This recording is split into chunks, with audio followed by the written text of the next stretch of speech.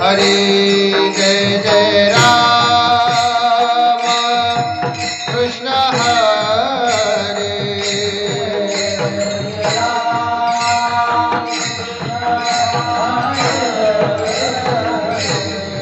जय राम कृष्ण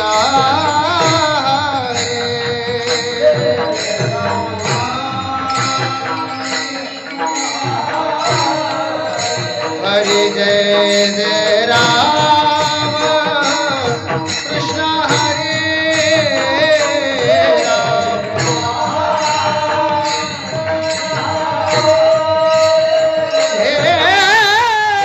राम जय जय राम कृष्ण हरे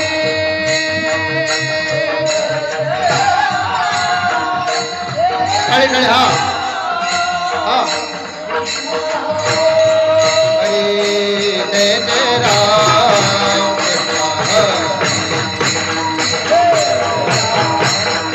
हरे जय जय राम कृष्ण हरे जय जय राम कृष्ण हरे जय जय राम कृष्ण हरे जय जय राम कृष्ण हरे कृष्ण हरे जय जय राम कृष्ण हरे जय जय राम हरे जय जय राम कृष्ण हरे जय जय राम कृष्ण हरे जय जय राम कृष्ण हरे जय जय राम कृष्ण हरे जय जय राम कृष्ण हरे जय जय राम कृष्ण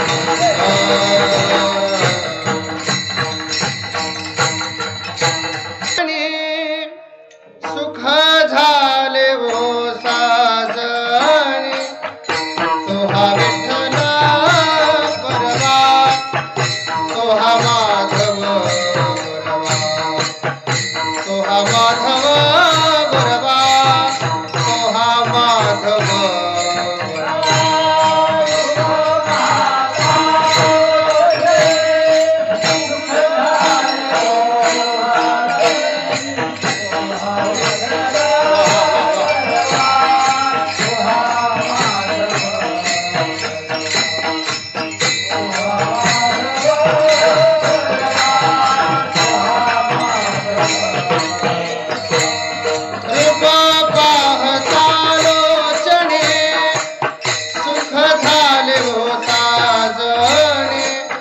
सोहा विठ्ठल बरवा सोहा माधव बरवा सोहा माधव बरवा सोहा माधव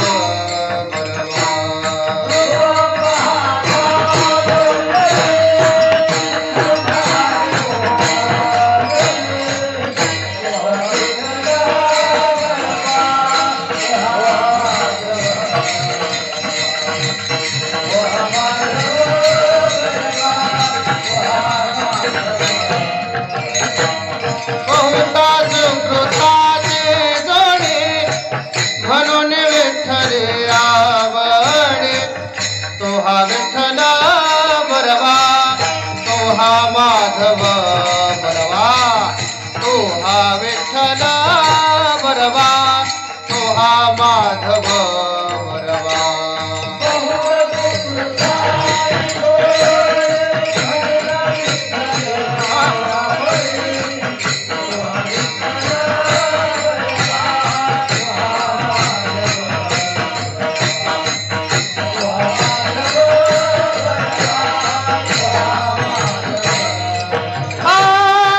सर्व सुखाचे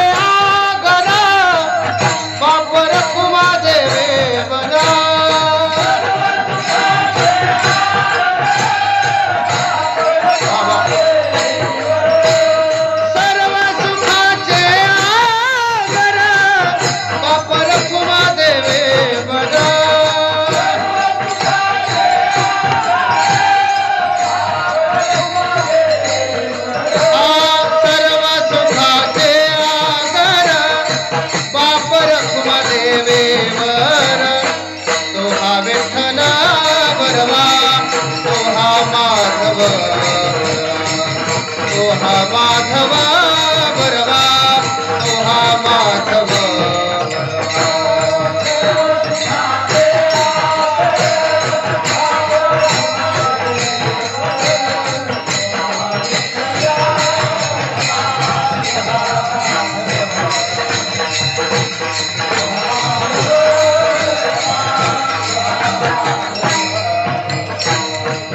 जय जय राम कृष्ण हरि जय जय राम कृष्ण जय जय राम कृष्ण हरि जय जय राम कृष्ण हरि जय जय राम कृष्ण जय जय राम कृष्ण हरि जय जय राम कृष्ण राम कृष्ण हरि जय जय राम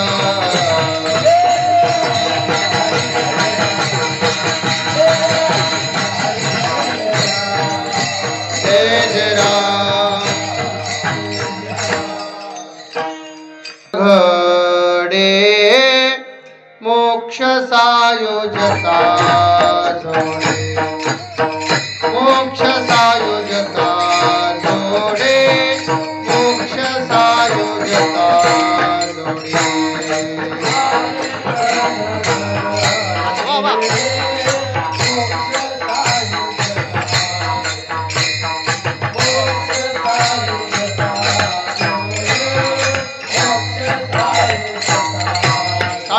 तळ आलिंगन घडे मोक्ष सायुजता जोडे मोक्ष सायुजता जोडे मोक्ष सायुजता जोडे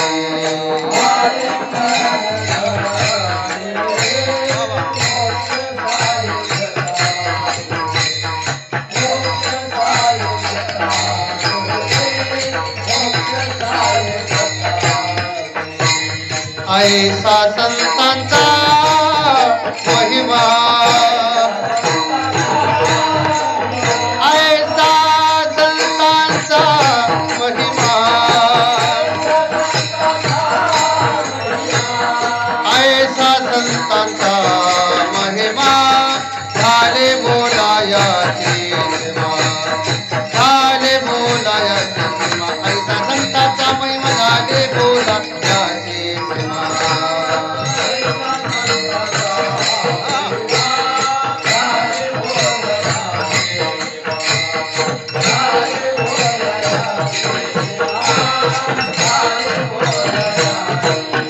तीर्थे पर्वकाळ अवघे पाया पेस कळ अवघे पाया पेस कळ अवघे पाया पेस कळ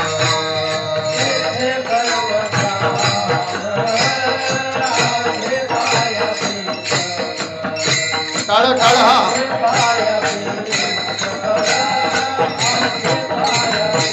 वा वा ऐसा संतांचा महिमा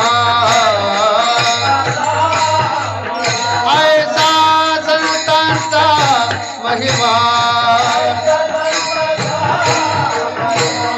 ऐसा संतांचा महिमा झाले बोलायाचे सेवा झाले बोलायाचे सेवा झाले बोलायाचे सेवा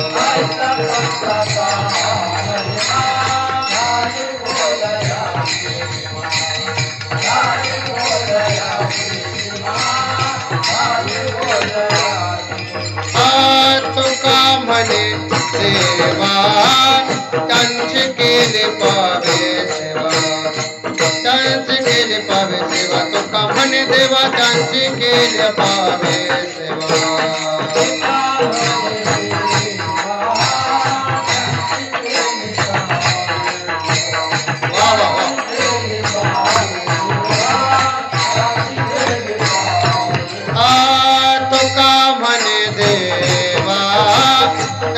केले पावे सेवा त्यांची केले पावे सेवा त्यांची केले पावे सेवा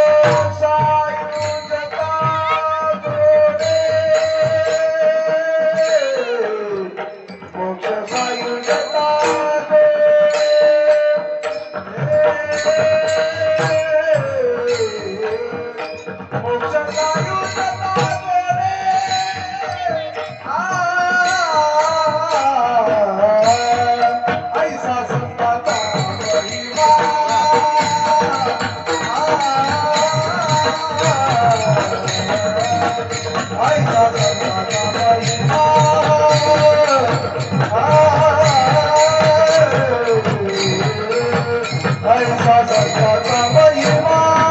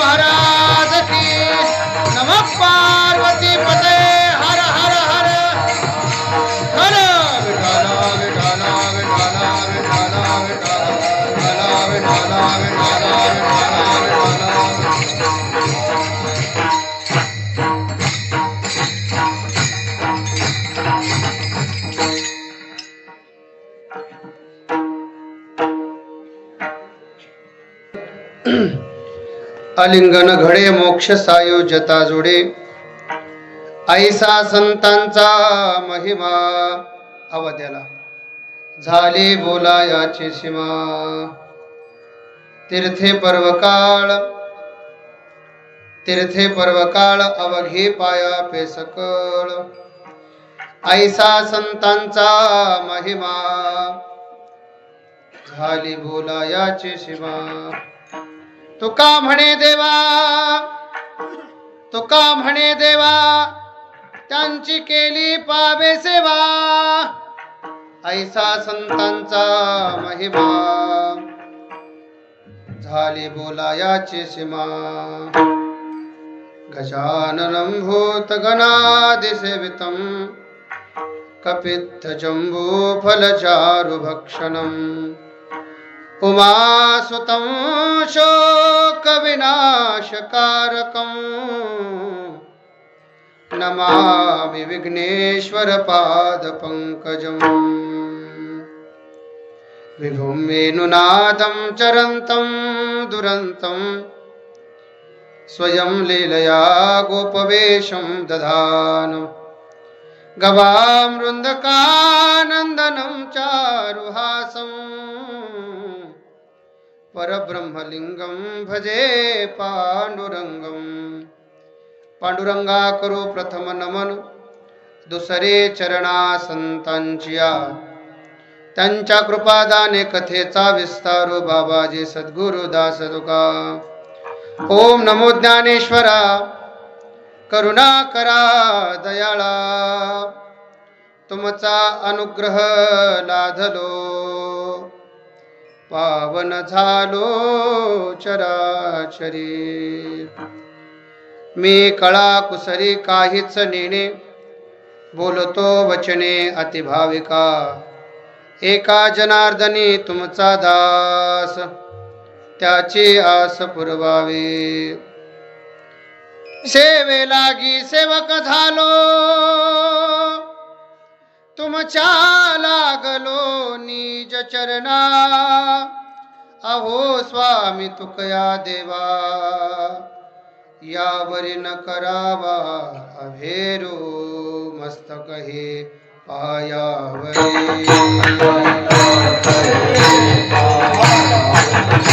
मस्तक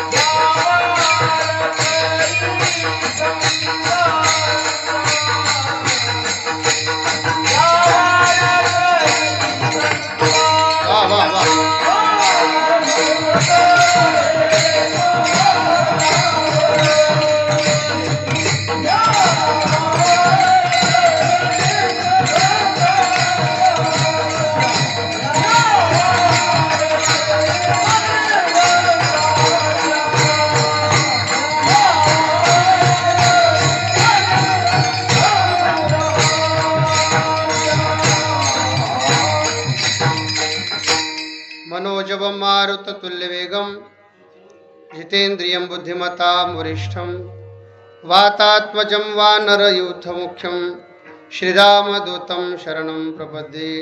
जयांचे केलिया स्मरण होय सकळ विद्यांचे अधिकरण तेची बंधू श्री चरण। श्री गुरूंचे ते नमस्कारून आता आलिंगन घडे मोक्ष सायोजता जोडे ऐसा संतांचा महिमा झाली बोला याची सीमा। प्रस्तुत संप्राप्त सेवेकरिता निवडला अभंग अखिल कोटी ब्रह्मांड नायक भगवान श्री पंढरीश पांडुरंग परमात्मा, त्या पांडुरंग परमात्म्याचे लाडके लढीवाळ परमप्रिय असे असणारे सकल संत कंठभूषण वेदांत राग रसिक श्रीमंत श्री जगद्गुरु तुकोबराय। तुकोबरायचा सुंदर असा 4 चरणाचा टाळकऱ्यांच्या जवळपास पाठांतरातला श्रोत्यांच्या कानपाठ असलेला सुंदर असा अभंग असून या अभंगाच्या माध्यमातून श्री तुकोबराय संतांचं महत्व प्रतिपादन करतात। विठ्ठल विठ्ठल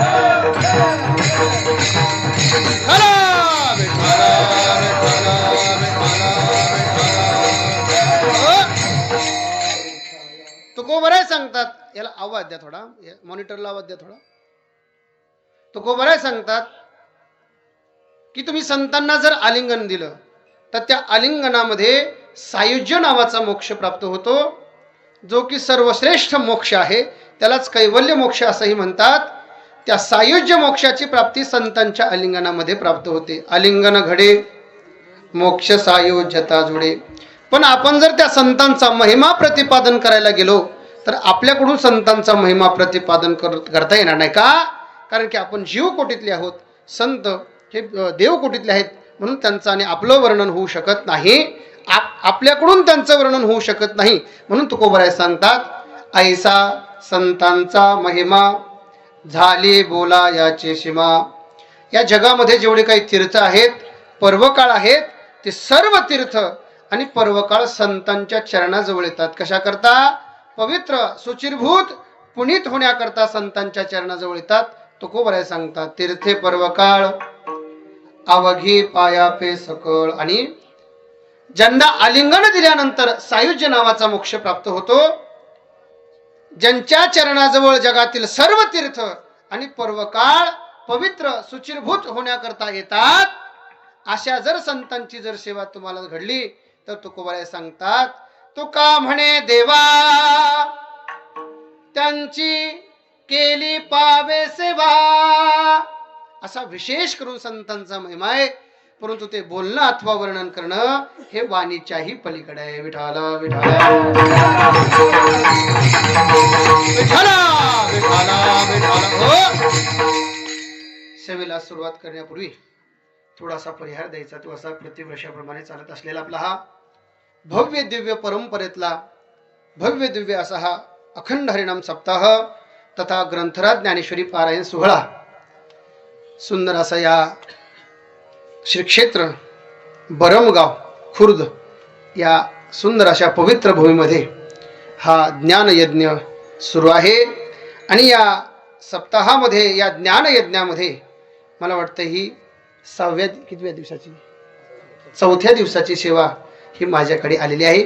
समस्त ग्रामस्थ मंडळीच्या प्रेमातून ही सेवा माझ्याकडे आलेली आहे। आणि त्यातल्या त्यात आमचे परमार्थ प्रेमी आज ज्यांची पंगत होती ते असणारे श्री गणपती कदम, त्यांच्या आग्रहास्तव आणि त्यांचे चिरंजीव आमच्याकडे शिकायला असल्यामुळे तो योग आहे।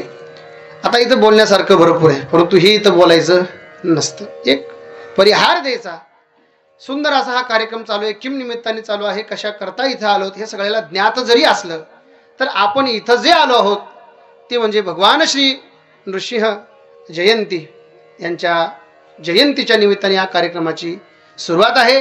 आणि या कार्यक्रमामध्ये ही सेवा माझ्याकडे आलेली आहे। सर्व या ठिकाणी ज्येष्ठ श्रेष्ठ मंडळी उपस्थित आहेत। माझ्यासोबत आलेले आमचे ज्येष्ठ गुरुबंधू आदरणीय वेदांताचार्य श्री हरिभक्तीपरायण अशोक महाराज बडाक शास्त्री हे देखील उपस्थित आहेत, तुम्हाला देखील धन्यवाद आहे। त्यानंतर आमचे ज्येष्ठ गुरुबंधू वेदांताचार्य श्री हरिभक्तीपरायण उद्धव महाराज गोरे बापू हे देखील या ठिकाणी उपस्थित आहेत. खरं जर पाहिलं तर हे मोठे कीर्तनकार आहेत, पण आम्ही दुसऱ्या कामाकरता इकडं त्यांना देखील आम्ही सोबत आलो होतो. पण ते म्हणले चला तुमची आज परीक्षा घेऊ. आता मोठ्याने परीक्षा घेतलीच पाहिजे, परंतु आज खरी म्हणजे माझी परीक्षा आहे. कारण की ज्ञानाने मोठे आहेत, वयाने माझ्यापेक्षा मोठे आहेत, परंतु ते माझं कौतुक करण्यासाठी इथं आलेले आहेत. आणि त्याच्याबरोबर सर्व ज्येष्ठ श्रेष्ठ मंडळी या ठिकाणी उपस्थित आहेत. आता हा माझ्यासाठी पहिला सुरुवात, म्हणजे इथं मी काही जास्त आलेलो नाही या भागामध्ये, कोणाचा माझा परिचय नाही, म्हणून मी कोणाचं नाव घ्यायचं काही कारण नाही. आणि तसंही आपल्याला कोणाचं नाव घेण्याचं काही कारण नाही, कारण झालेलंच नाही. समजून तुम्हाला कीर्तन झाल्यावर काय अडचण नाही, पण समजून विठाला विठाला.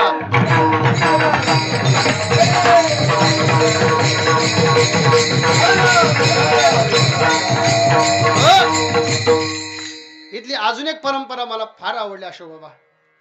इथं प्रत्येक कीर्तनकाराला आहेर असतो आणि ते माप अगोदरच घेतलं जातं. आणि इथं आल्यावर जर ते कपडे घातले नाही तर त्याला त्याचं माप पाहिलं जातं. तुम्हाला लक्षात आलं का?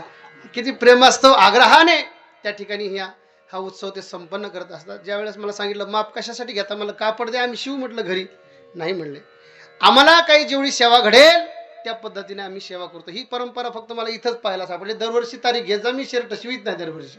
काही अडचण नाही. पण खरं सांगायचं म्हणजे स्तुती अशी आहे की सुंदर असा हा उपक्रम आहे. खरं तर पाहिलं ते नवे कपडे घालता येत नाहीत. आता एवढ्या वेळेस माफ करा, पुढच्या वेळेसपासून तयारीने येत जाईल. ते कपडे घालता येत नाही, कारण ते धुतल्याशिवाय कपडे घालू नयेत असा नियम आहे. परंतु असू द्या, काही अडचण नाही. सुंदर असा नियम आहे. आणि इतके टाळकरी इथं असल्यानंतर महाराज काय कीर्तनाची मजा आहे, आनंदच वेगळा आहे महाराज, आहे का नाही? इथल्या आनंदाला जोड नाही त्या आनंदाची जोडा. काय जोड आहे महाराज, काही विषयच नाही.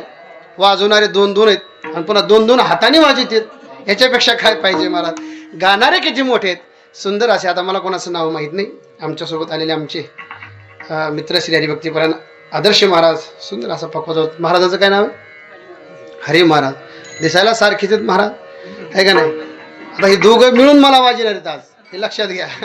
म्हणजे काय अडचण नाही, फक्त 1 तास कोणी झोपायचं नाही, एवढं मात्र लक्षात ठेवा. विठाला विठाला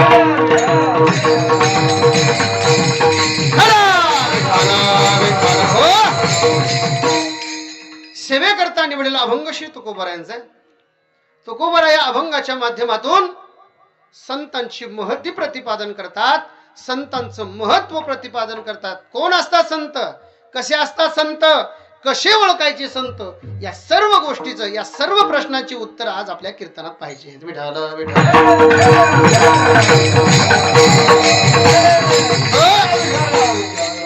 संत ही अशी एक गोष्ट आहे की ती कोणत्या बाजारात भेटत नाही, सहजासहजी प्राप्त होत नाही, आणि सहजासहजी त्या संतांचं महत्व प्रतिपादन करता येत नाही. कोणी म्हणलं एखादा महाराज संतांचं थोडंसं महत्व प्रतिपादन करा, तर ते एवढं सोपं नाही. कारण की संतांचं महत्व प्रतिपादन करायचं म्हटलं तर संतांसारखं आपल्याला व्हावं लागतं. कोणाचंही येड्या गाबड्याचं काम नाही. कोणीही संतांचं महत्व प्रतिपादन करू शकत नाही. का बरं? कारण की त्यांचं जीवन वेगळं आहे, आपलं जीवन वेगळं आहे.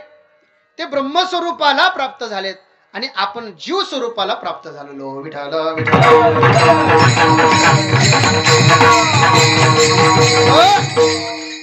मग आपल्याकडून संतांचा महिमा प्रतिपादन होऊ शकत नाही. कारण की जीवाची अशी दशा आहे की या जीवाच्या माध्यमातून काही गोष्टी आपल्याला कळू शकत नाहीत. कारण की जीव हा अल्पज्ञ आहे, जीवाला ह्या गोष्टी कळू शकत नाही. आणि संत हे सर्वज्ञ असतात. म्हणून सर्वज्ञ गोष्टीची जर परीक्षा घ्यायची ती अल्पज्ञाच्या रूपाने घेता येत नाही. म्हणून संत हे सर्वज्ञ आहेत आणि जीव म्हणजे आपण सर्व अल्पज्ञ आहोत. म्हणून आपल्याकडून संतांचा महिमा प्रतिपादन करता येत नाही, हे लक्षात घ्या. बरं, मग आपल्याकडून जर संतांचा महिमा प्रतिपादन करता येत नाही, याचं कारण काय? त्याचे कारण फार मोठे. पहिलं मी तुम्हाला सांगितलं, आपण जीव आहोत म्हणून आपल्याला संतांचा महिमा प्रतिपादन करता येत नाही. आणि दुसरी गोष्ट म्हणजे आपण जीव असल्यामुळे संतांना आपण ब्रह्मस्वरूपाला प्राप्त झालेले आहेत असं समजू शकत नाही. का बरं? कारण की आपण अल्पज्ञ आहोत म्हणून सर्वज्ञ जाणू शकत नाही. विठाला विठाला.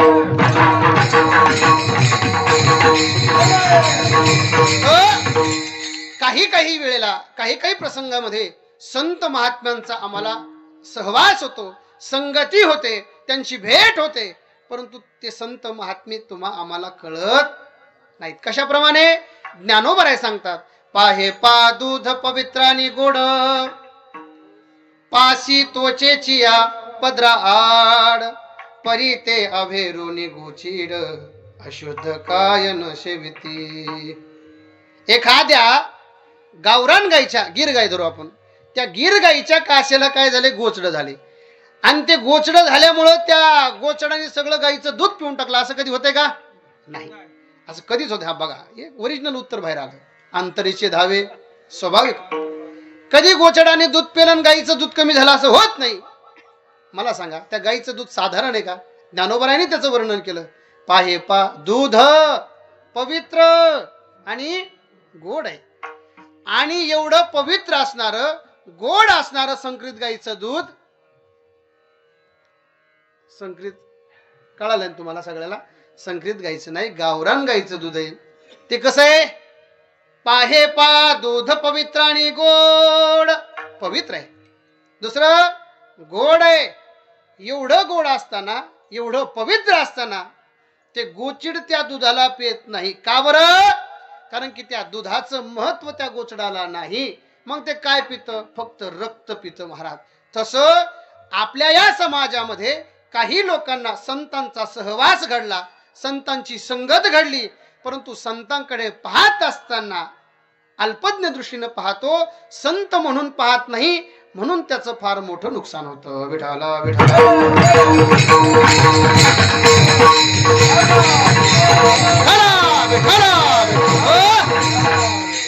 म्हणून संतांना आपल्यासारखं कधी समजायचं नाही. त्याचं कारण असं आहे, संत महात्मे दिसायला आपल्यासारखे, आपल्याला 2 पाय त्यांना 4 पाय असं आहे का?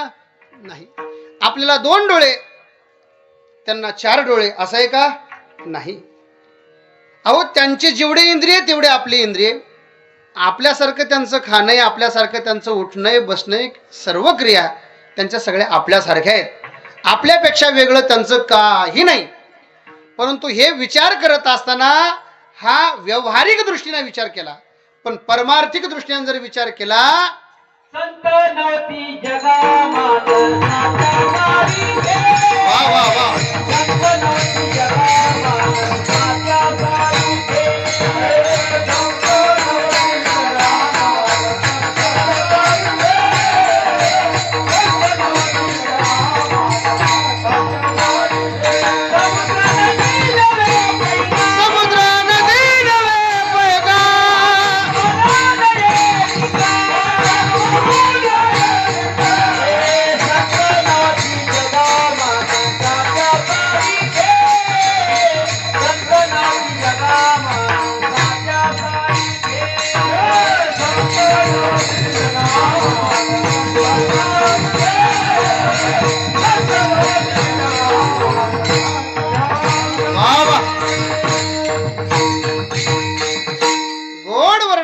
तुकोबारायने.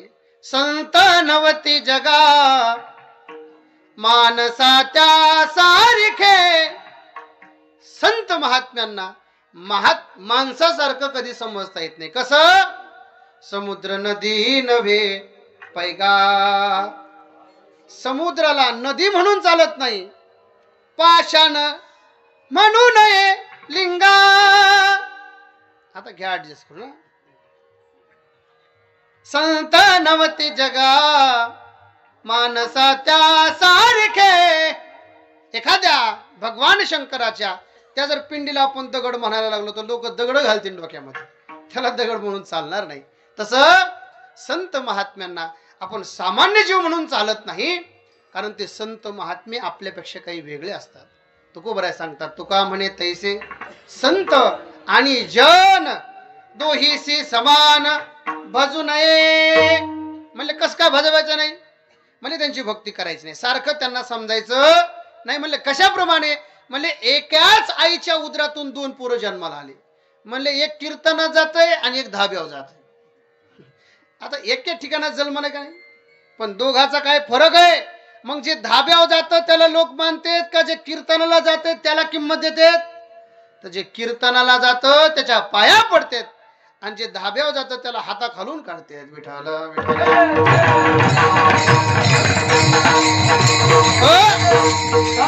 एवढं जर तुम्हाला कळालं नाही, याच्या पुढचं तुकोबारांनी स्पष्ट उदाहरण दिलंय. म्हणले कोणतं? ऐका. तुमच्याकडं गारगोटी आहेत का? आहेत. कुठं भेटतात? त्या जमिनीमध्ये मिळतात, बरोबर. आपण जेव्हा शेतामध्ये काम करायला लागलो की ते काम करत असताना ते आपल्याला दिसतात. बरं, त्याला स्वच्छ धुवायचं, स्वच्छ धुतल्यानंतर उन्हात ठेवायचं, ते चमकतात महाराज, चमकतात. ते हिऱ्यासारखं दिसतं, हिऱ्याच जसं काय. बरं चला, तुम्ही हिरे पाहिले का कधी? परवा हिरे पाहिले का कधी? तुम्ही नाही पाहिले बाबा. तुम्ही कधी पाहिले हिरे? हिरा पाहिला? वा, हिरा पाहिला. बापू तुम्ही कधी हिरा पाहिला का? नाही. पण मी सांगतो, तुम्ही सगळ्यांनी हिरे पाहिलेले. आले तुमच्या पोराच्या लक्षात आलं ते. कारण की प्रत्येक गावामध्ये 2-4 हिरे असतात. पण ते हिरे जर इथं घेतले तर कीर्तन बंद पडून महाराज आपलं. ते हिरे इथे चालायचे नाही. मग हिरे कोणते? ते रत्नजडित हिरे, अर्थात सोनार दादाच्या दुकानात असलेले हिरे. आणि आपल्या रानात असलेल्या गारगोटी उन्हात जर ठेवल्या तर स्पष्ट रूपाने सामान्य लोकाला त्या कळणार नाही. पण त्याच्यातला एक शेतकरी दादा असे मस्त टोपली भरून ही ते काय गारगोटी घेऊन कुठे गेला? सोनार दादाच्या दुकानात गेला. ओ म्हणले, ओ सोनार दादा, म्हणले हे घ्या. म्हणले काय? म्हणले मला हिरे सापडलेत. आता ते हिरे आहेत का? नाही. अरे ते म्हणले गारगोटी आहेत. और म्हणले दिसतेत पण हिऱ्यासारखे. म्हणले कस काय? म्हणले बघा तुम्ही उन्हात ठेवून दोघाला जर सारखं ठेवलं तर दोघं चमकतात. त्यांनी सांगितलं त्या सोनार दादाने, अरे ह्यांची उत्पत्ती तरी आपल्या पृथ्वीच्या पोटातून जरी असली तर किंमत मात्र भिन्न आहे. का बरं किंमत भिन्न आहे? कारण की दोघांचं महत्व वेगळे, दोघांची किंमत वेगळी. हे नाही तुम्हाला समजलं? याच्या पुढे चला. हे बघा, एखाद्या माता माऊलीकडे जर तुम्ही गेलात आणि गेल्यानंतर सांगितलं का हो, म्हणले हे बघा हे एवढं ताक घ्या आणि या ताकाच्या बदल्यामध्ये फक्त आम्हाला काय करा, म्हणले एक ग्लास भरून म्हणा किंवा तांब्या भरून एक लोणी द्या. देताल का तुम्ही? मावशा हो, देताल का मला सांगा? हा, तुम्ही प्रेमापोटी आम्हाला भरपूर देताल, पण एखादं तुम्हाला उष्ण कोणी मागायला आलं तर तुम्ही देणार? बदल्यात तुम्ही देणार नाही. का बरं? बरं पहा, यांची उत्पत्ती दोघाची एकाच पोटातून आहे. कुठून उत्पत्ती आहे दोघाची? कुठून आहे? बाबा बाबा बाबा, जमिनीतून दूध निघायला. आता हिऱ्यात संपलं ना. आता बाबा हिरा संपला, आता दूध सुरू झालं. लोणी आणि ताकाची सुरुवात झाली. आता बघा, हा रेंज राहू द्या, इकडे रेंज नाही जीवाला, लक्षात घ्या. आता पहिली गोष्ट लक्षात घ्या. आता हिऱ्याचं प्रकरण संपलंय. आता हा, आता तिकडं सोडून द्या. आता आपल्याला वळायचंय दही आणि ताक. आता दह्याची उत्पत्ती कुठून होते? दुधातून होते, बरोबर. आणि ताकाची? हा हा. आणि लोण्याची? म्हणजे हे सगळं कुठून निघतंय? हा, दुधातून काय निघतंय? असं ना, पहिली ते दुसरी, दुसरी ते का पहिली ते 10वी डायरेक्ट असं नाही. पहिलं म्हणजे दूध आहे. दुधातून पुन्हा त्याची साई काढायची, त्याला विरजण घालायचं, मग त्याच्यापासून दही तयार होतं. मग त्या दह्यातून 2 पदार्थ निघतात. त्याचं एकाचं नाव आहे चुना आणि दुसऱ्याचे तंबाखू. नाही मग काय? एकाचं नाव आहे हा लोणी. वा वा, एकाचं नाव लोणी आहे आणि एकाचं नाव ताक आहे. आणि एखाद्या माऊलीकडे गेलं, माऊली हे घ्या म्हणले, कळशीभर ताक घ्या आणि जास्त नको म्हणले, या कळशीभर ताकाच्या बदल्यामध्ये फक्त म्हणले 1 तांब्या भरून आम्हाला लोणी द्या. देतील का? नाही द्या. का बरं? दह्याची अंगी निघे ताक लोणी, एका मोला दोघे मागू नये. तसं संत महात्मे आणि तुमचा आमचा जर विचार केला तर तुकोबाराय सांगतात, तुका म्हणे तैसे संत आणि जन दोहीसी समान मजू नये. अर्थात दोघाची किंमत वेगळी आहे. सारखं त्यांना आपण समजू शकत नाही. मला सांगायचा मुद्दा हा आहे की संत महात्मे आपल्यापेक्षा वेगळे आहेत आणि वेगळे असल्यामुळं त्यांची किंमत आपल्याला कळत नाही. विठाल विठाल.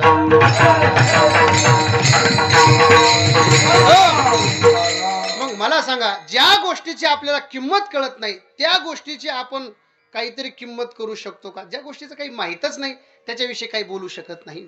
मग संतांची किंमत नाही, आपल्याला त्यांचं महत्त्व कळत नाही, मग त्यांच्याविषयी बोलण्याचा अधिकारही आपल्याकडे नाही. मग त्यांच्याविषयी जर आपल्याकडे बोलण्याचा अधिकार नाही, मग आपण त्यांच्याविषयी जास्त बोलू नये.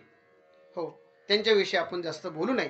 पण त्यांच्याविषयी ज्यांना बोलता येतं, त्यांच्याविषयी सांगता येतं, अशाला सांगायचं तुम्ही त्यांच्याविषयी आम्हाला काहीतरी महत्त्वाच्या गोष्टी सांगा. मग आपल्याला त्यांच्या महत्त्वाच्या गोष्टी सांगणारे कोण आहेत? तर संत महात्मे त्यांच्या महत्त्वाच्या गोष्टी आपल्याला सांगू शकतात. संत कळून घ्यायचे असेल तर संतांना विचारावं लागेल, आम्हाला संतांची लक्षणं सांगा. मग सगळे संत महात्मे उठले आणि ज्ञानोबरायापासून तर निळोबरायापर्यंत सर्व संत एकत्र आले आणि म्हणले सगळे मिळून आता काय करू? म्हणले सगळे मिळून संतांचा महिमा प्रतिपादन करू. म्हणले ठीक आहे, काय अडचण नाही. मग सगळे मिळून एकत्र बसले आणि प्रश्न करायला लागले एकमेकाला. कोणी संतांचा महिमा प्रतिपादन करायचा? कोणी करायचा? तुकोबराय निळोबराय तुकोबरायला विचारायचे, नामदेवराय ज्ञानोबरायला विचारायचे, नाथराया अन्य सगळ्या संतांना विचारायचे, एकमेकाला प्रश्न करायचे. गोरोबा काका सगळे संत मांदियाळी त्या ठिकाणी बसले. पण कोणाला संतांचा महिमा प्रतिपादन करता येत नव्हता. एक गावातला माणूस सुटला, अहो म्हणे संत मंडळी, तुमच्याकडून जर संतांचा महिमा प्रतिपादन होत नसला तर एक तुकोबरायांनी प्रश्न सांगितले. म्हटले या जगतामध्ये अनेक कीर्तनकार आहेत, व्याख्यानकार आहेत, हो असे बी काही लोक आहेत की ते वारकरी संप्रदायाविषयी सगळं सांगू शकतात, त्यांना त्यातलं काही माहित नसलं तरी बी, बरं का. म्हणजे ज्यांनी कधी हातात टाळही घेतलं नाही ते सांगू शकतात, ज्यांनी पिढ्याची पिढ्या परमार्थ केला ते त्यांचं परीक्षण करू शकतात. असे लोक समाजामध्ये, मी सांगत नाही, तुकोबराय सांगते. म्हणजे त्यांना विचारा तुम्ही. बरं नाही, अहो जगतामध्ये काही असे व्याख्यान करणार आहेत, आपल्या वाणीच्या माध्यमातून हजारो लाखो समाज मंत्रमुग्ध करणारा वक्ता या जगतामध्ये आहे. त्याला तुम्ही संतांचा महिमा प्रतिपादन करायला लावा. तुकोबरायला माहित होतं असे उपटसुंब मध्ये निर्माण होणार आहेत, बरं का. हे तुकोबरायला पहिलंच माहित होतं. तुकोबरायाने एका वाक्यात त्याचं खंडन केलं. म्हणजे हे बघा, तुम्ही सांगत असताना वाणीच्या माध्यमातून समाज भुलवत असेल, परंतु शाब्दिकाचे काम नाही येथे. कितीही बहुदुधड जरी झाली म्हैस गाय तरी काय होईल? कामधेनु. संतांचा महिमा या शाब्दिकाच्या माध्यमातून वर्णन करता येत नाही. चला पुढे. आयवानो आता ना पुरे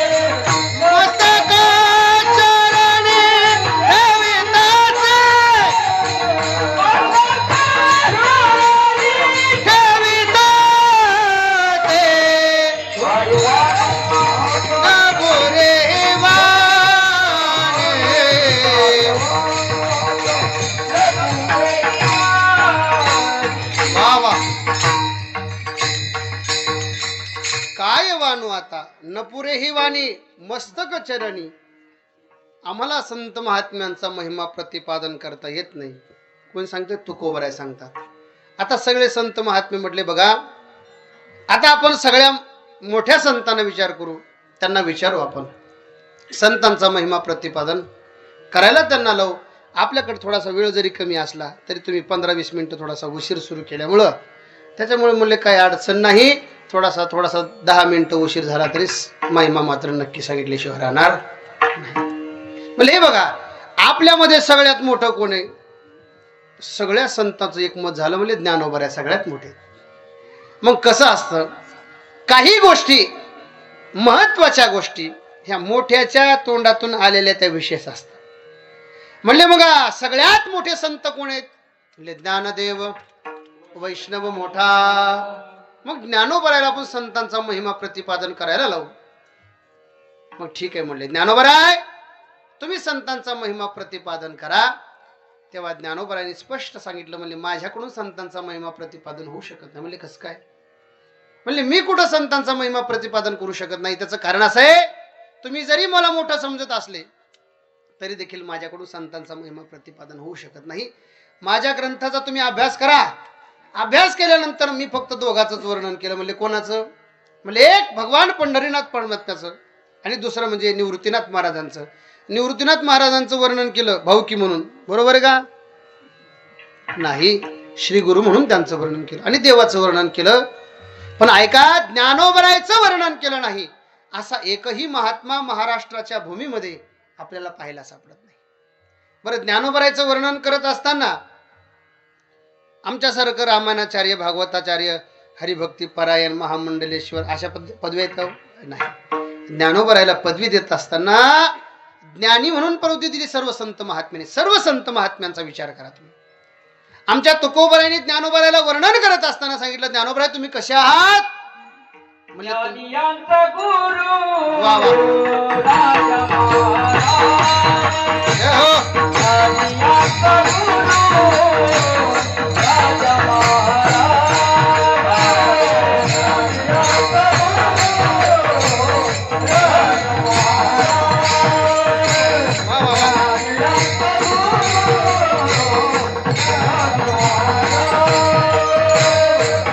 ज्ञानियांचा गुरु राजा महाराज.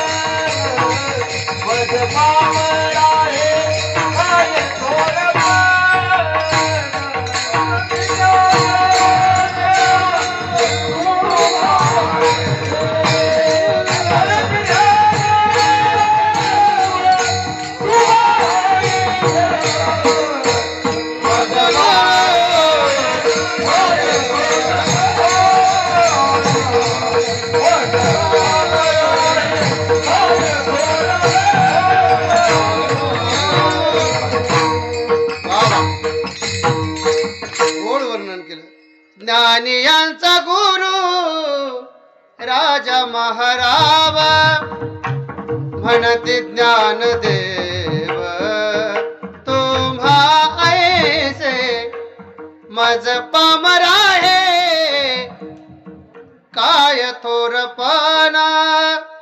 तुम्ही ज्ञानियांचे राजे आहेत, गुरु आहात. हे आमच्या तुकोबरायाने दिलेलं प्रशस्तीपत्र आहे. आमच्या नामदेवरायांनी ज्ञानोबरायला प्रशस्तीपत्र दिलं. म्हणले काय? म्हणजे ज्ञानोबराय तुम्ही जन्माला आलात. जन्माला आल्यानंतर लहानाचे मोठे झाले. लहानाचे मोठे झाल्यानंतर आळंदीला जोग महाराज संस्थेमध्ये 4 वर्ष पूर्ण केले. 4 वर्ष पूर्ण केल्यानंतर पंढरपूरला गेले, चातुर्मास केले बरेच, आणि पुन्हा अध्ययन पण केलं, आणि मग तुम्ही ज्ञानी झाले. कोण सांगताय? ज्ञानोबराय सांगतात. असं आहे का ते? असं नाही. उपजताची ज्ञानी हे वर्म जानोनी आले लोटांगणी. आमच्या जनाबाईंनी वर्णन केलं ज्ञानाचा ज्ञानाचा ज्ञानाचा ज्ञानाचा ज्ञानाचा सागर आ ज्ञानाचा सागर सखा माझा ज्ञानेश्वर ज्ञानाचा ज्ञानाचा ज्ञानाचा सागर जावे ओ वाळोनी जावे ओ वाळोनी जन्मोजन्मी दासी जनी ज्ञानाचा ज्ञानाचा ज्ञानाचा सागर. हे आमच्या जनाबाईनं केलेलं वर्णन आहे महाराज. ज्ञानोबराय तुम्ही कसे आहात, ज्ञानाचे सागर आहात, हे आमच्या जनाबाईनं केलेलं वर्णन. तुकोबारायने केलं, नामदेवरायने केलं, आमच्या जनाबाईने वर्णन केलं. आमच्या नाथरायने देखील ज्ञानोबरायचे वर्णन करत असताना ज्ञानी म्हणूनच केलं. ज्ञानी यांचा शिरोमणी, ज्ञानी यांचा शिरोमणी,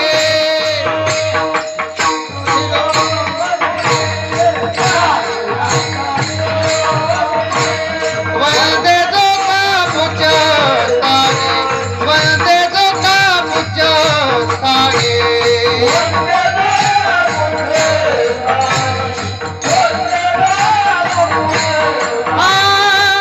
चिंतकाचा चिंतामणी, ज्ञानोबा माझा, ज्ञानोबा माझा, ज्ञानोबा माझा.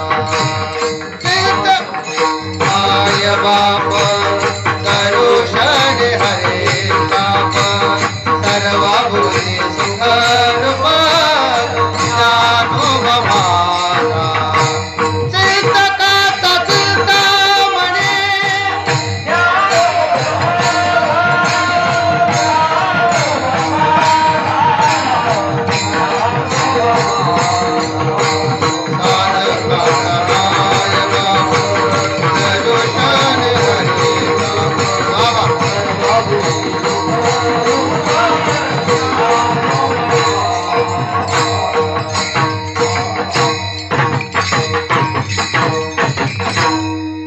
हे कोणी वर्णन केलं, आमच्या नाथरायाने वर्णन केलं. कसं, ज्ञानी यांचा शिरोमणी,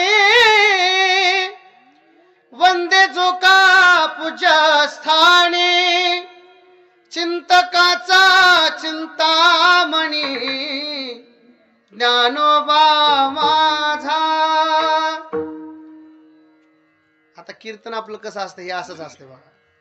म्हणजे याच्यात काय हसवलं जात नाही, याच्यात रडवलं जात नाही, आणि ज्याच्यात हसवलं जातं रडवलं जातं त्याला कीर्तन म्हणत नाहीत. विठाल विठाल.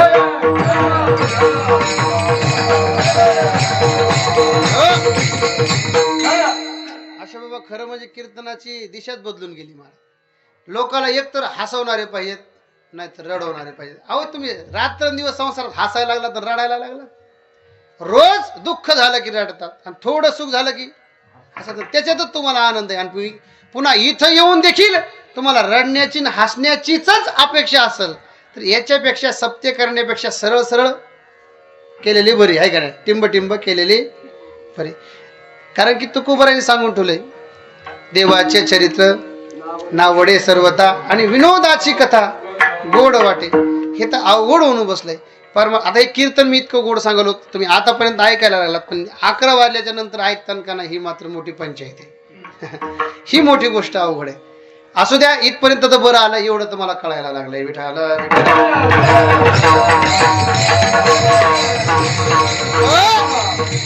आमच्या तुकोबरायांनी, नामदेवरायांनी, जनाबाईंनी, नाथरायांनी ज्ञानोबरायला ज्ञानी म्हटलंय. ज्ञानी याच्या थोडं पुढचं ऐकायचंय का.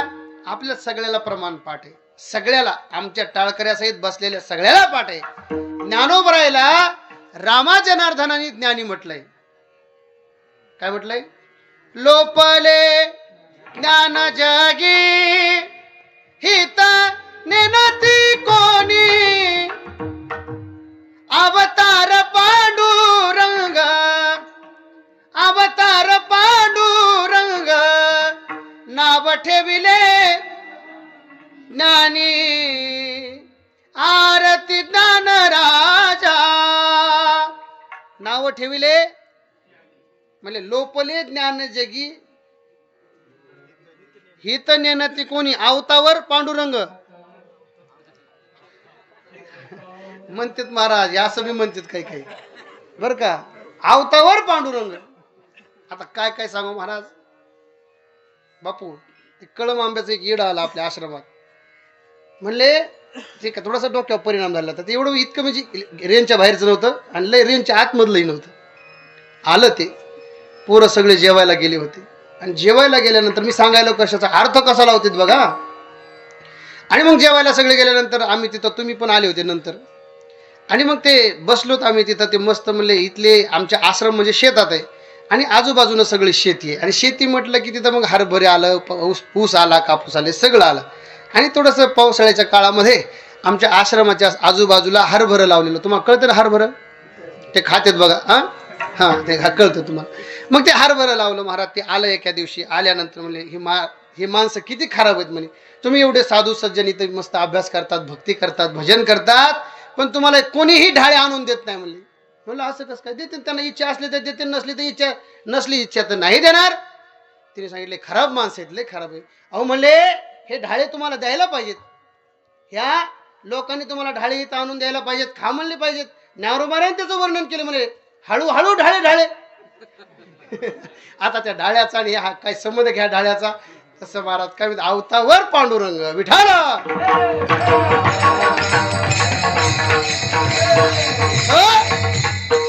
सगळ्या संत महात्म्यांनी ज्ञानोबरायला ज्ञानी म्हटलं. सगळ्याला पटलंय का? पटायचं काय, ते खरंच आहे त्याच्यात. आता सगळ्याचे जर मी उदाहरण देत बसलो तर आपली रात्र जाईल आणि काकडा आपल्याला सुरू करावं लागेल. त्याच्यामुळे जास्त वेळ त्याच्यात घेत नाही. एकदम हायकोर्टातलं तुम्हाला उदाहरण सांगतो. समाधी सोहळ्याच्या प्रसंगातला एक अभंग आहे. स्वतः भगवान परमात्मा ज्ञानोबरायला ज्ञानी म्हणून म्हणतात.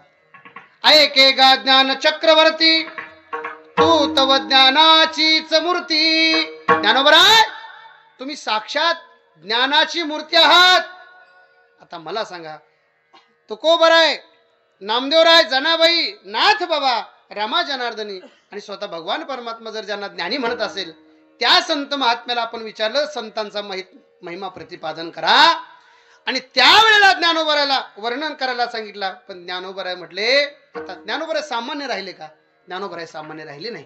पण त्या ज्ञानोबरायला विचारलं तुम्ही संतांचा महिमा प्रतिपादन करा, त्यावेळेला ज्ञानोबराय सहज सांगतात, हे बघा तुम्ही मला आग्रह करू नका. तुम्ही जर मला आग्रह केला तर मला एड वाकडं का काय होईना पण ते करावं लागेल. परंतु खरं सांगतो, माझ्याकडून संतांचा महिमा प्रतिपादन केला जाऊ शकत नाही. का बरं? कारण की तेवढं संतांचा महिमा प्रतिपादन करण्याचं सामर्थ्य माझ्याकडे नाही. कोण म्हणतंय? अहो ज्ञानोबराय म्हणतात. आणि जर तुम्ही करायला लावलं तर ते कसं होईल म्हटलं माहित का? का 15.5 या रजतवनी तैची स्तुतीची बोलणी, उगाच माथा ठेवीचे चरणी, हेची भले म्हणले एखादं पितळाचं काय, एखादा सुवर्णाचा अलंकार असावा आणि त्याला पितळाचं पॉलिश द्यावं, त्याप्रमाणे मी संतांचा केलेला महिमा होईल, वर्णन होईल. म्हणून संतांचा महिमा मला प्रतिपादन करता येत नाही. सगळं संपलं महाराज. साधं कंटाळून गेले आणि म्हणले तुकोबरायाकडे सगळे महात्मे आले आणि तुकोबरायाला म्हटले, तुकोबराय संतांचा महिमा एवढा सहजासहजी आणि सरळरित्या प्राप्त करता येत नाही, वर्णन करता येत नाही. पण एक तुम्हाला आम्ही विनंती करतो, हा 11:15 वाजलेत आणि आपला अजून सुरू झालं नाही, म्हणले लवकर सांगतो, तुम्ही एक विचार करा. एक आम्ही तुम्हाला प्रश्न करतो, आपल्याला संतांचा महिमा प्रतिपादन करता येत नाही म्हणले, येत नाही, पण जशा पद्धतीने येतो तशा पद्धतीने तुम्ही केला तर आमच्यावर फार उपकार होतील. तुकोबरायाने सांगितलं कोणता महिमा वर्णन करावा त्यांचा.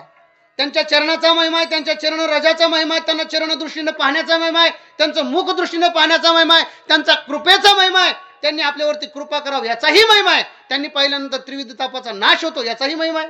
नेमका महिमा कोणाला सांगावा? म्हणले सोपा महिमा सांगा. म्हणले याच्यात सगळ्यात सोपा पण ती चांगला आपल्याला पेलणारा असावा. त्यांनी सांगितलं म्हणले एक महिमा आहे, म्हणले भेटीचा महिमा आहे. संतांची जर तुम्ही जीवनामध्ये आल्यानंतर जर भेट घेतली तर मात्र तुमच्या जीवनामध्ये कल्याण झाल्याशिवाय राहत नाही. कल्याण झाल्याशिवाय राहत नाही. जे रात्रंदिवस जपी तपी ज्याच्यासाठी रात्रंदिवस साधना करतात, तप करतात, अनुष्ठान करतात, तो मोक्ष तुम्हाला सहजरित्या प्राप्त होऊन जाईल. पण त्याच्यासाठी तुम्हाला एक गोष्ट करावी लागेल. म्हणजे काय करावं लागेल? महिमा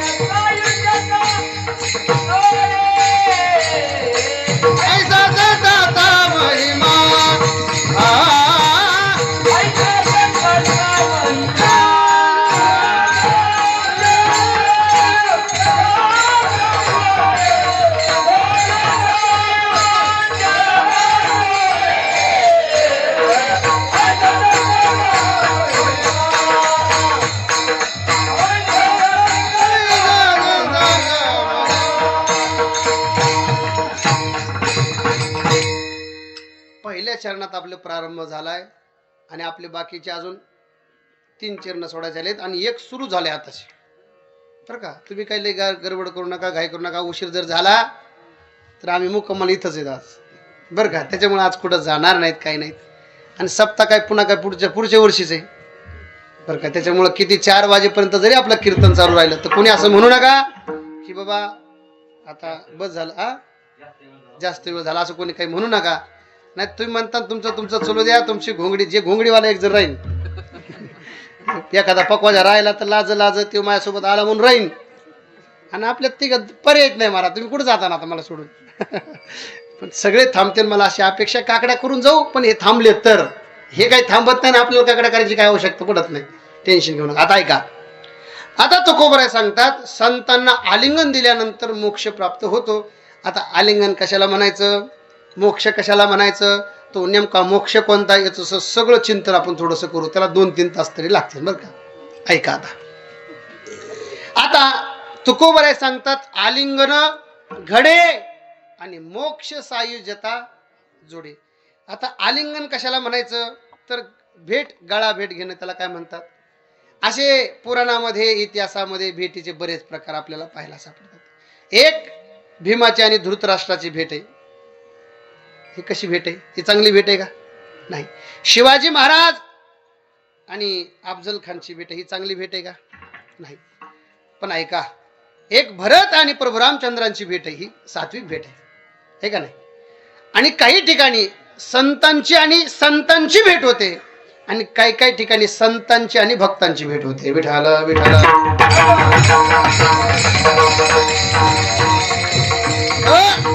आता आलिंगनाचं वर्णन करत असताना पती पत्नीचं आलिंगन, त्याचंही वर्णन आलेलं आहे. मुलाचं आणि आईचं आलिंगन, याचंही वर्णन आलेलं आहे. परंतु या आलिंगनामध्ये जर विचार केला तर इथं संतांच्या आलिंगनाचा महिमा सांगितलाय. संतांच्या आलिंगना मध्ये फक्त मोक्षच प्राप्त होतो इतकं नाही. आलिंगने संतांची दिव्य झाली माझी काया, मस्तक हे पायावरी त्यांच्या ठेविता.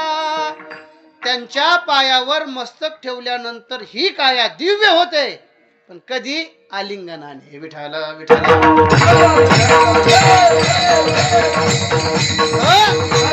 हा पहिला फायदा झाला.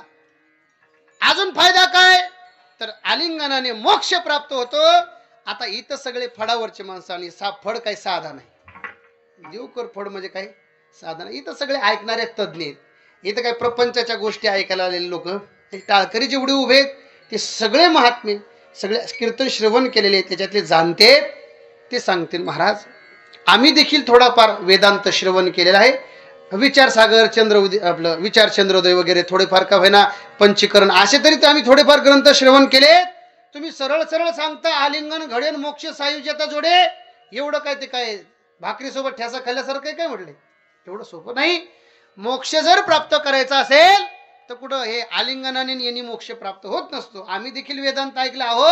मोक्ष नाम ज्ञान जर प्राप्त करून घ्यायचं असेल तर त्या ज्ञानाच्या माध्यमातून, म्हणजे ज्ञानाचंच नाव मोक्ष, मोक्षाचंच नाव ज्ञान आहे, परंतु तो मोक्ष जर प्राप्त करून घ्यायचा असेल तर तो ज्ञानाच्या माध्यमातून प्राप्त केला जातो. ज्ञाने विना मोक्ष नाही हा सिद्धांत, आणि वेद बोले हात उभारुनी रीते ज्ञानान्न मुक्ती ज्ञानादेव तू कैवल्यम.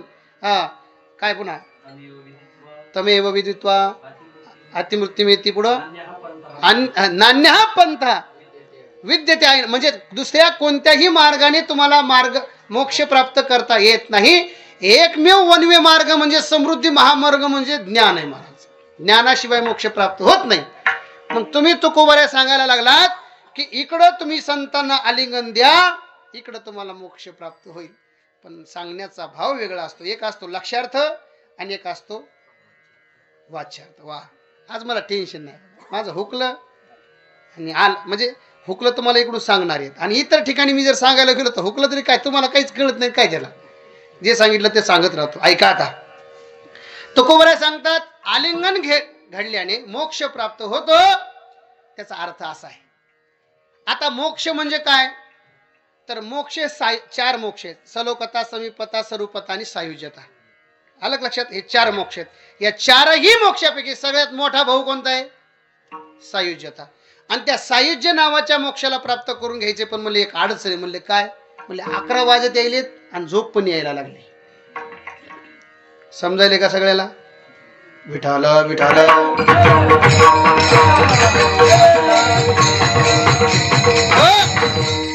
म्हणजे तो मोक्ष प्राप्त जर करून घ्यायचा असेल तुम्हाला, तर तुम्हाला ज्ञान असावं लागेल. मोक्ष तुम्हाला असा सहजासहजी प्राप्त होत नाही. पण म्हणले संतांच्या चरणाजवळ जर तुम्ही आलिंगन दिलं तर तुम्हाला सायुज्य मोक्ष प्राप्त होतो. म्हणले कसं काय? त्याचं कारण एक आहे. म्हणले तुम्हाला संताकडून मोक्ष पाहिजे. म्हणले पाहिजे. मग ते मोक्ष तुम्हाला ज्ञानाशिवाय प्राप्त होत नाही. म्हणले हो, ज्ञानाशिवाय प्राप्त होत नाही.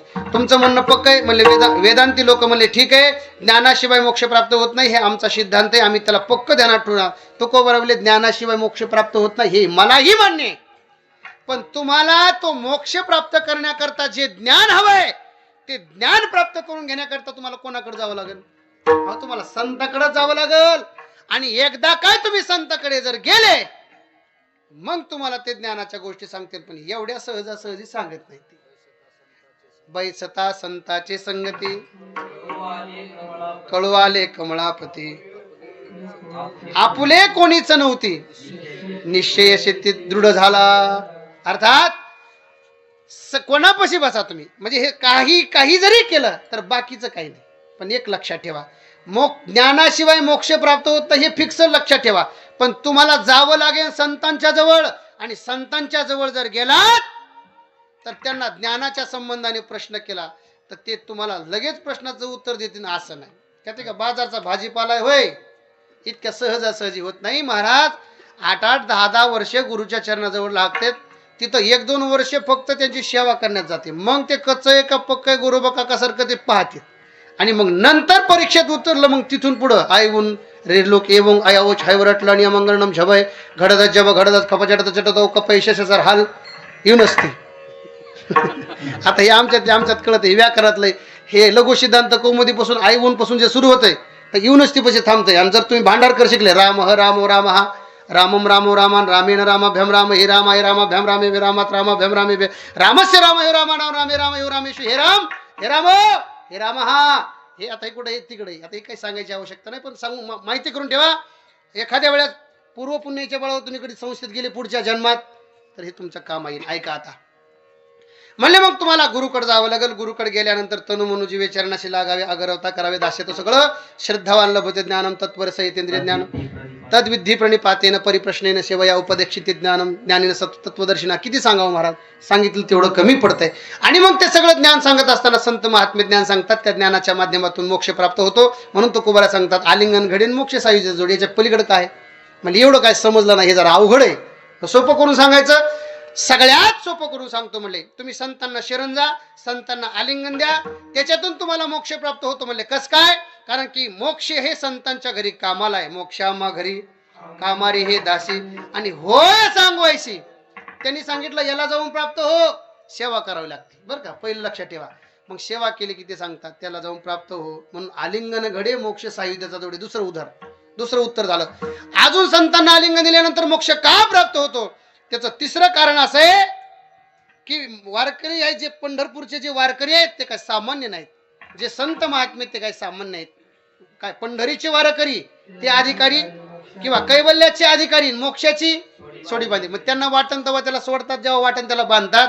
त्यांच्या तळहाटावर जसा एखादा आवळा द्यावा त्याप्रमाणे त्यांना मोक्ष प्राप्त आहे. ते कोणालाही देऊ शकतात, कोणालाही. वा वा, देव तुमचा आज्ञाधारी, जय हो. तुम्ही म्हणाल त्यात उद्धारी, हिरवी हाती बघा तुम्ही, त्यांनी सांगितलं ज्ञानोबारांची उभी, म्हणजे त्यांनी सांगितलं तुम्हाला ज्याचा उद्धार करायचा, तुम्ही सांगितलं याचा उद्धार करायचा, सहज उद्धार करून जाऊ शकतात, असा सरळ अर्थ आहे. म्हणून तर तुकोबाराय सांगतात आलिंगन घडे मोक्ष सायुज्यता जोडे. पण खरं सांगू का, हे इतकं जरी सोपं असलं तर ते तितकं सोपं नाही. कारण की संतांचा महिमा एवढा सहजासहजी कळणारा नाही. ते आपण सुरुवातीला बोलू गेलो. पण एवढंच नाही महाराज, संत महात्मे भेटणं अवघड आहे. बहु अवघड आहे संत भेटी, त्याच्यात भरपूर चिंतन करता येते. आपल्याला वेळकड पाहिलो मी गडबड कशामुळे करायला लागलो, 120च्या स्पीडनं बोलायला लागलो. याचं कारण काय, 20-20 म्हणजे कमी बॉलमध्ये जास्त रन कशी निघतील हे माझे प्रयत्न आहेत.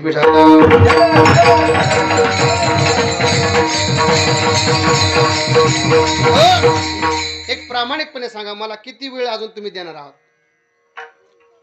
हा बाबा बाबा 2 तास पण ह्यान ते ना आपल्याला, मग हे मग असं होईल. हरी बोला काढताना हरी बोला हाता घालून काढता, म्हणजे हे आपल्याला आपण सांगायला लागलो तर कीर्तन झाल्यानंतर तिथं दगड घेऊन थांबते तिथं कोपऱ्यावर. असू द्या, पण मी काय जास्त लांब होणार नाही. 2 तास म्हणले तर 2 तासच म्हणणार, मी काय जास्त नाही. हा आपल्याला नाही आणणार, पण यात ते सांगत असले आमच्याकडे भाऊसाहेब महाराज कोठाळकर होऊन गेले. ते गेले, ते फार विनोदी महात्मा होता, मुडी महात्मा. ते सांगायचे मी कीर्तन करू लागलो म्हणजे आता थोडासा विषयांतर होईल, पण थोडंसं तुम्हाला बरं वाटेल, बाकी काही नाही. म्हणजे कीर्तन चालू होतं माझं, आणि एक असा बाबा, फेट्यावाला बाबा होता, आणि ते असा इथपर्यंत यायचा म्हणे, माझ्या इथपर्यंत जवळ यायचा, असा इथं यायचा म्हणे.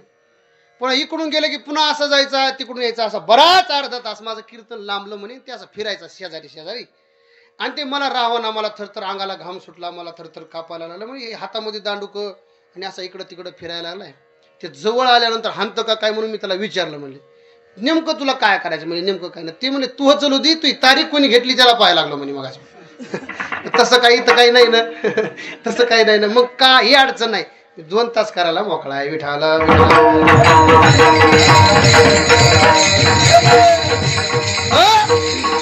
मग आलिंगन घडे मोक्ष सायुज्यता जोडे हे तुम्हाला सामान्य रूपाने कळालं बरं का, पण संतांचा महिमा कळत नाही. महिमा या शब्दाचा अर्थ असा आहे, जे ज्याचं विशिष्ट असतं त्याला त्याचा महिमा म्हटलं जातं. काय? जे ज्याचं विशिष्ट असतं, म्हणजे जे ज्याचं विशेष असतं, जे ज्याचं ओळख असते त्याला काय म्हणतात? महिमा. आता हरी महाराज सुंदर असा 2 हाताने पखवाज वाजवायला लागले, हा त्यांचा काय? उद्या जर तुम्ही विचारलं हरी महाराज कुठे उभा होते, तर तुम्ही काय सांगता?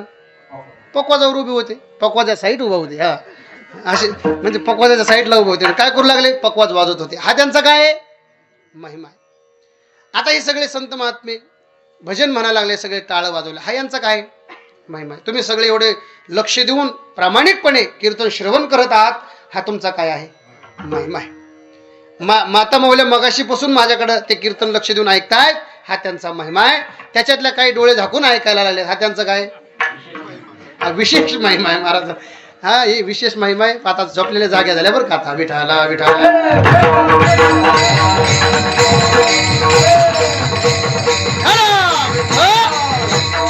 तसा संतांचा महिमा काय? तर आलिंगन घडे मोक्ष सायुज्यता जोडे ऐसा संतांचा महिमा. पण एवढं थांबता येत नाही, झाली बोलायाची शिवा. इथून पुढे मात्र तुम्हाला बोलता येत नाही. म्हणले कस काय? म्हणजे शिवा म्हणजे कोण आहे? म्हणजे पाकिस्तान आली ती, हा ती सीमा नाही.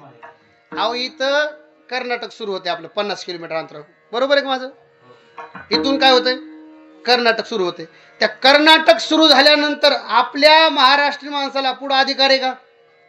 नाही. तिथं पुढे आपण काय बोलू शकत?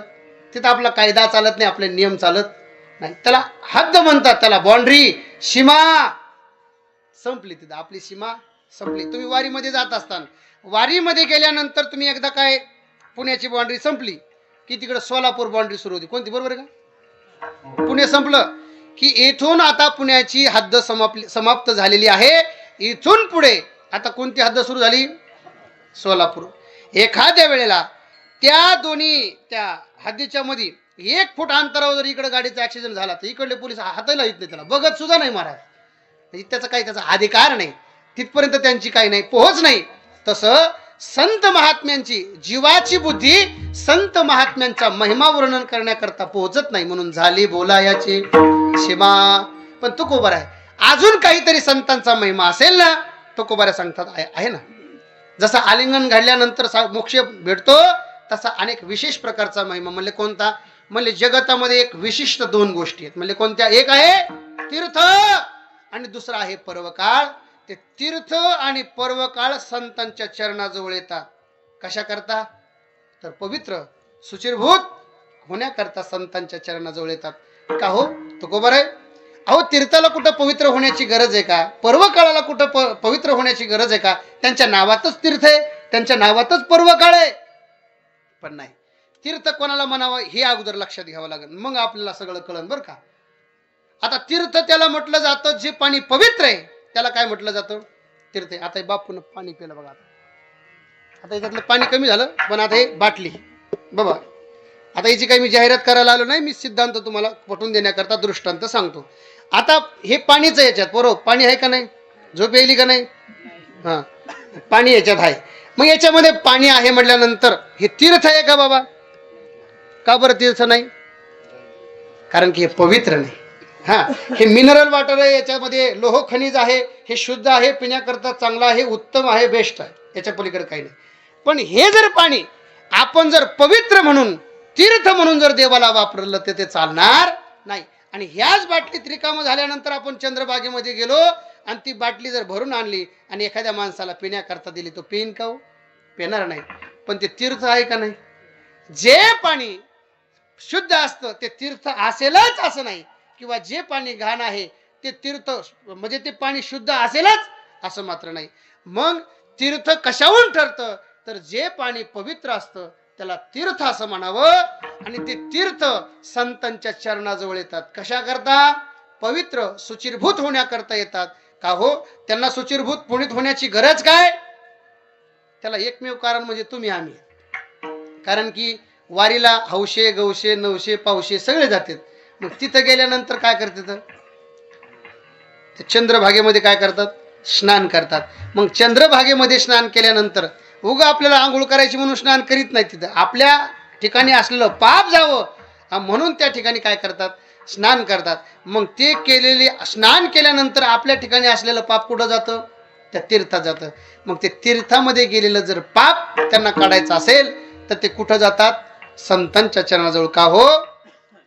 याच्यासाठी काही एखादा पुरावा की ते संतांच्या चरणाजवळ गेले असं काही एखादा पुरावा आहे का? अहो, चंद्रभागेला पाहिलं तुम्ही, चंद्रभागे मातेच्या ठिकाणी तर ती पुंडलिक रायांच्या चरणाजवळ जाते महाराज. ठीक आहे. याच्यासाठी एक पुंढरी महात्म्यामध्ये सुंदर त्याचं वर्णन आलंय. ऐसे शंकर सांगे ऋषी जवळी, ऐसे शंकर सांगे ऋषी जवळी, सकळ तीर्थे मध्यान्न काळे, सकळ तीर्थे मध्यान्न काळे, येती पुंडलिका जवळी, येती पुंडलिका जवळी, करीती अंघोळी वंदिते चरण, ऐसे पंढरी माने जाते. हे पंढरी महात्म्यातलं आहे. तसं जर पाहिलं गेलं ना महाराज, माझा विषय आहे अंग जरासं थोडं गायनाचं आहे, पण आज मी लय स्वतःला सावरलंय. म्हणजे एवढं सावरलंय की आज मी जास्त काही प्रमाण मानण्याच्या नादात नाही. कारण की हे संपन्न ते कुठं मांडावा? विठाल विठाल.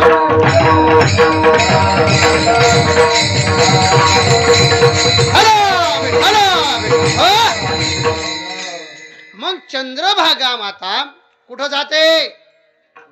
भर दुपारात पुंडलिक रायाच्या चरणाजवळ जातात पवित्र होण्याकरता. आता संपलं, तीर्थाचं संपलं, पवित्र होण्याकरता जातात हे कळालं. पण पर्व काळाचा काय मिळेल? पर्व काळ कोणाला म्हणावं हेही महत्वाचं आहे. पर्व काळ त्याला म्हटलं जातं जे पुण्याचा काळ आहे त्याला काय म्हणतात? पर्व काळ. अच्छा, 10-15 महिला, 10-15 महिला इकडून, 10-15 महिला इकडून. उन्हाळ्याचे काळ होता, पाण्याची टंचाई होती, त्या हापशावरती 10-15 महिला आल्या, इकडून 5 जणी, तिकडून 5 जणी, इकडून 10 जणी, तिकडून 10 जणी. आणि त्या पाण्यासाठी भांडण सुरू झालं. माझा हंडा अगोदर, माझा नंबर आधी, माझा नंबर आधी. त्या पांगड्या मागं घ्यायला सुरुवात झाली. एक शिवी द्यायची, ती दुसरी द्यायची. अशा 1 तास चालू होता जप. एक शिवी डबल येईल नाही. आणि हा जो 1 तासाचा काही जप चालू होता त्याला म्हणायचं पर्वकाळ. याला पर्वकाळ नाही, मध्ये याला अवदासा म्हणतात महाराज. याला पर्वकाळ म्हणून चालत नाही. मग पर्वकाळ कशाला म्हणायचं महाराज? पर्वकाळ त्याला म्हणायचं ज्या काळामध्ये भगवंताचं भजन होतं, ज्या काळामध्ये संतांचं चरित्र वर्णन केलं जातं, संतांचा जप होतो, त्याला पर्वकाळ म्हणावं. आणि असे जे काही पर्वकाळ आहेत ते संतांच्या चरणाजवळ येत असतात. म्हणून तुकोबारा सांगतात तीर्थे पर्वकाळ, तीर्थे तया ठाया येती, तीर्थे तया ठाया येती पुनित भावया, पर्वकाळ पाया तळी वसे वैष्णवा. अर्थात तीर्थे तया ठाया तीर्थे पर्वकाळ अवघी पाया पे सकळ. आता इथपर्यंत आपण आणले बघा. आता एकदम टोकाची भूमिका आहे, महत्वाचं आहे. हे जर तुम्ही ऐकलं नाही तर पाठीमागचं न ऐकल्यासारखं आहे. आता हे लक्षात घ्या. आता तुकोबाराय सांगतात ज्या संतांचं आलिंगन घडल्यानंतर सायुज्य नावाचा मोक्ष प्राप्त होतो. एक गोष्ट, ज्या संतांचा महिमा आपल्या वाणीनं आपण वर्णन करू शकत नाही असे संत ज्या संतांच्या चरणाजवळ जगातील सर्व तीर्थ परोपकार येतात, अशा संतांची जर सेवा तुम्हाला जर घडली तर तुकोबाराय सांगतात, तुका म्हणे देवा, तुका म्हणे देवा, तुका म्हणे देवा, तुका म्हणे देवा, तुका म्हणे देवा, तुका म्हणे देवा, तुका म्हणे देवा, तुका म्हणे देवा.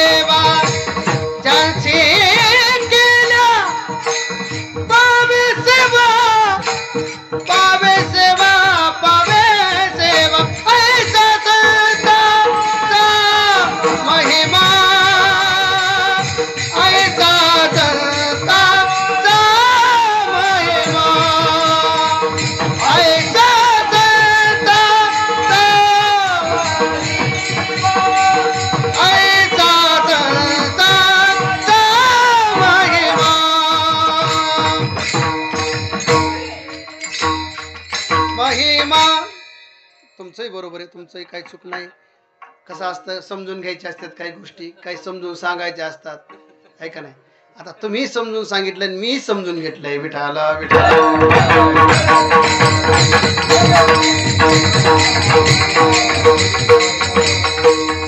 तुमचं एकच म्हणणं आहे, मला कळालंय.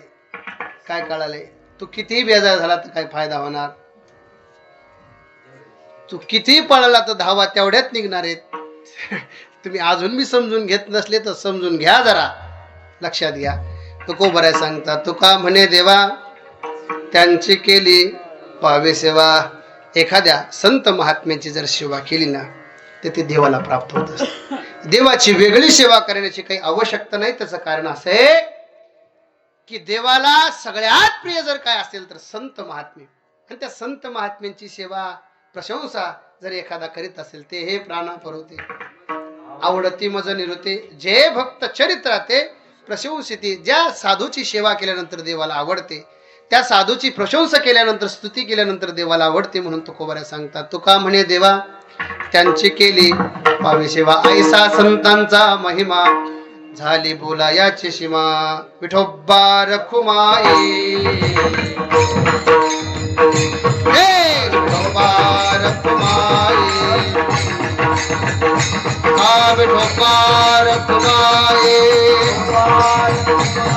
विठोबा रखुमाई, बाबा विठोबा रखुमाई, विठोबा रखुमाई, हे विठोबा रखुमाई, विठोबा रखुमाई, हे विठोबा रखुमाई, हे विठोबा रखुमाई, हे विठोबा रखुमाई, हे विठोबा रखुमाई.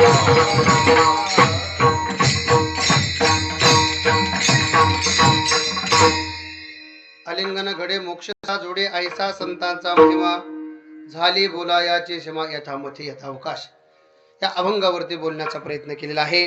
जे काही बरोबर असेल ते यतींद्र कुलतिलक परमहंस परिव्राजकाचार्य स्वामी भारतानंद गिरीजी महाराज तथा गुरुवर्य स्वामी ब्रह्मानंद गिरीजी महाराज या साधुद्वयांच्या चरणाजवळ बसून जेवढं काही शिकण्याचा योग आला त्याच्यातलं तुमच्या समोर मांडण्याचा प्रयत्न केलेला आहे.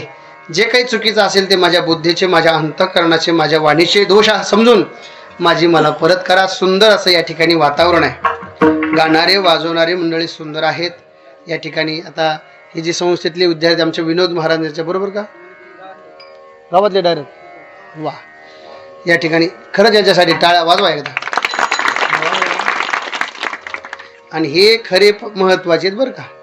नाहीतर हे असे तुम्ही जर उभे केले नाही पांढरे कपडे घालून तुमचे वर्ष श्राद्ध होत नाही बघा. ही म्हणजे पांढऱ्या दगडावरली हा काळ्या पिशव्या घेऊन फिरते महाराज. पांढरे कपडे जर नाही घातले तर काळ्या पिशव्या घेऊन फिरते. बरोबर आहे. काळ्या पिशव्या कळाल्या का तुम्हाला? कळाल्या. एवढे काही इकडं अवघड नाही, ते समजून घ्या महाराज. आणि खरं पाहिलं तर हेच खरं आहे हो. तुम्ही म्हणता ना असं कसं काय. आता आम्ही रोज फिरतो महाराज, थोडंफार आम्हाला पाहण्यात येतं. 9वी 10वी 11वी 12वी मस्त पोरं तंबाखू चुना लावून खायला लागलेत. पुन्हा सिगरेट वडायला लागलेत, बिड्या वडायला लागलेत. इतकंच नाही महाराज, दारू प्यायला लागले हो 9वी 10वीचे. असेच आमच्या गुरुकुलमध्ये असं 2-3 पोरं आले गेल्या वर्षी. त्यांनी मला शिव्या दिल्या त्या बाप्पाने त्याच्या. कशामुळं ते तंबाखू खाताना पकडला म्हणून. ते पेलेला होता ते बी त्याचं का मग त्याचं जसं पेरलं तसंच उगवून ना. मग हे नेमकं चुकतं यांचं नाही, हे चुकतंय आपलं. आपल्याच गळ्यात माळी नाही तर हे कधीच सुधारणार आहेत. पहिलं आपण, कारण की यद्यदा चरती श्रेष्ठ, यद्यदा चरती श्रेष्ठ तत्त देवे तरोजनः सयत प्रमाणम कुरुते लोकस्तदनुवर्तते. येत वडील जे जे करीते तया नाम धर्म ठेवते. एखादं पोरग तुम्ही म्हणत असताना अरे लयच वाया गेले, बिड्या वडायला लागले, त्याच्या बापाने त्याला सिगरेट पेटून आणायला सांगितले चुलीतून, मग ते काय वडीन? अहो ते काही दिवसांनी गांजा वडीन. एवढं सोपं नाही. तुम्ही जसं त्याला संस्कार लावता, ज्या वडीलधाऱ्या माणसाकडे पाहून लहान आले लेकर वर्तन करत असतात बघा. त्या लेकराचं ते वय का, त्याला झोप यायला लागली पण ते उभं राहिलं. मला किती गोड दिसतंय ते पोरग. हे बघा बारकाले किती मस्त दिसतात. आमचा सार्थक तर बघा ना, गाल असे मस्त गालन ते बाबा ते विचारूच नका. त्याला खायला नाही दिले तरी त्याची तब्येत तशीच आहे. त्याला किती खायला दिले वाढत बी नाही. तेवढाच आहे. स्थितप्रज्ञ येतो, काय त्याच्यात काही बदल होत नाही. आणि त्याची बुद्धी एवढी शार्प आहे महाराज. आता मी त्याचा घरी कीर्तनाला आलो आणि उगत स्तुती करायची म्हणून नाही. आता आमच्याकडे 100 पोर आहेत, तर ते 100 पोर आम्ही असे सहजासहजी वाटत नाही. बाकीच्या संस्थेमध्ये कसं असतंय, कवा ते पोरं गावाकडे लावून देतात आणि कवा मोकळं होता येईल असं असतंय. पण आमच्याकडे तसं नाही. आमच्याकडे गावाकडे जात असताना त्याचा वर्षभराचा अभ्यासक्रम असतो. त्याने जर पूर्ण केला नाही तोपर्यंत त्याला सुट्टी नाही.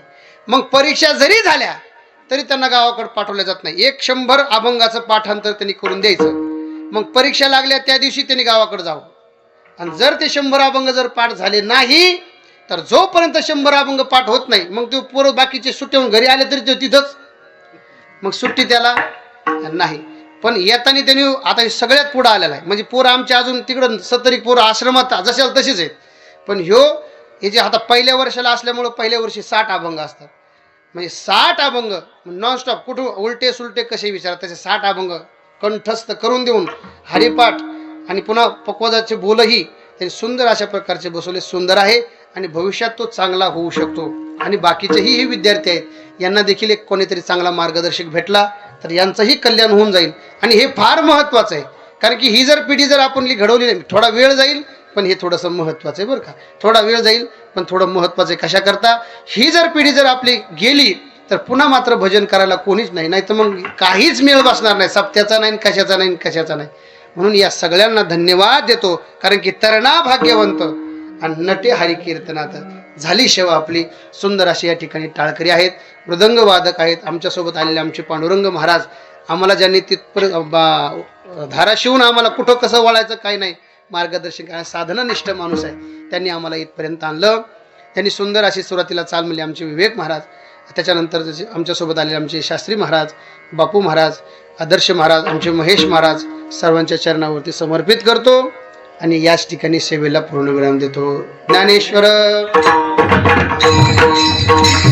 ज्ञानेश्वर माऊली, ज्ञानराज माऊलीकार, ज्ञानेश्वर माऊली महाराज, ज्ञानेश्वर माऊली, ज्ञानराज माऊलीकार.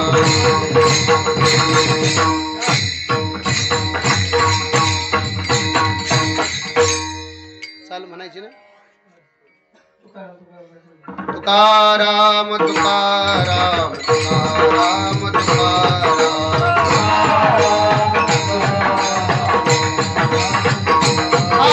तुकाराम तुकाराम तुकाराम तुकाराम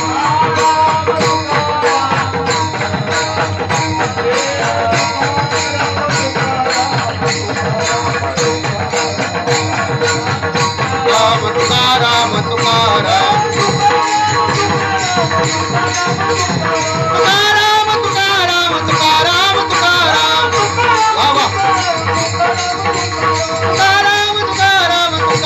तुकाराम तुकाराम तुकाराम